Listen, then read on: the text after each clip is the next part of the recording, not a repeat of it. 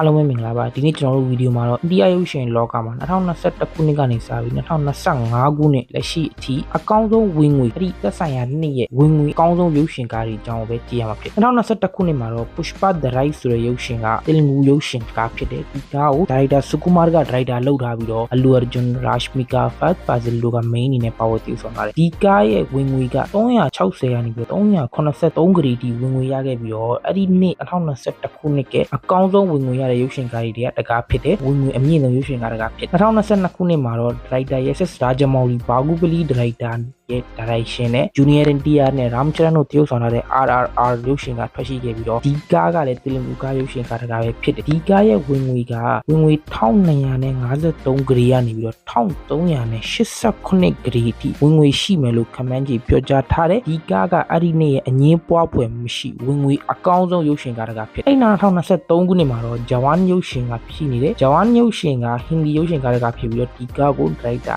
အတလီယာဒါရိုက်ရှင်လုပ်ထားတယ် Shahrukh Khan နိုင်တာVijay Sethupathi တို့က main အနေနဲ့ပါဝင်ထားတယ်ဒီကားရဲ့ဝင်ငွေက1148ဂရီကနေပြီးတော့1159ဂရီဒီအကြမ်းမြင့်ရအလောက်နီးပါးလောက်ရှိတယ်ဆိုပြီးတော့ Wikipedia ကပြောတယ်ဒီကားကဟင်ဒီရုပ်ရှင်လောကမှာတော်တော်ကြာပြီး hit မပေးနိုင်တဲ့အခြေအနေကနေပြီးတော့ပြန်ပြီးတော့ hit ပေးတဲ့ရုပ်ရှင်ကားတကားဖြစ်တယ်ဒီကားဘလောက်ပဲမကောင်းဘူးအရန်ယိုးအီတာမန်ဇလန်ဖြစ်တယ်ဘာညာဆိုပြီးတော့ဝေဖန်မှုတွေတော်တော်များခဲ့ပေမဲ့လည်း box office မှာတော့ဝင်ငွေအရမှာတော့ဒီကားက share ကျန်းခဲ့2024ခုနှစ်မနစ်ကတော့ Pushpa the Rule ဆိုတဲ့ရုပ်ရှင်ဖြစ် Pushpa the Rule ရုပ်ရှင်ကလည်းတင်လူရုပ်ရှင်ကားတကားပဲဖြစ်တယ်ဒီကားရဲ့တိုက်တာ Pushpa the Rise ရုပ်ရှင်တိုက်တာပဲ Sukumar Allu Arjun Rashmika Fahad Fazil တို့ပဲပါဝင်တည်ဆောင်တယ် Pushpa the Rise ရဲ့ part 2 Pushpa the Rule Pushpa the Rampage ကလာဖို့ရှိသေးတယ်ဒီ Pushpa the Rule ရုပ်ရှင်ကဒီနှစ်မှာ1642ဂရီကနေပြီး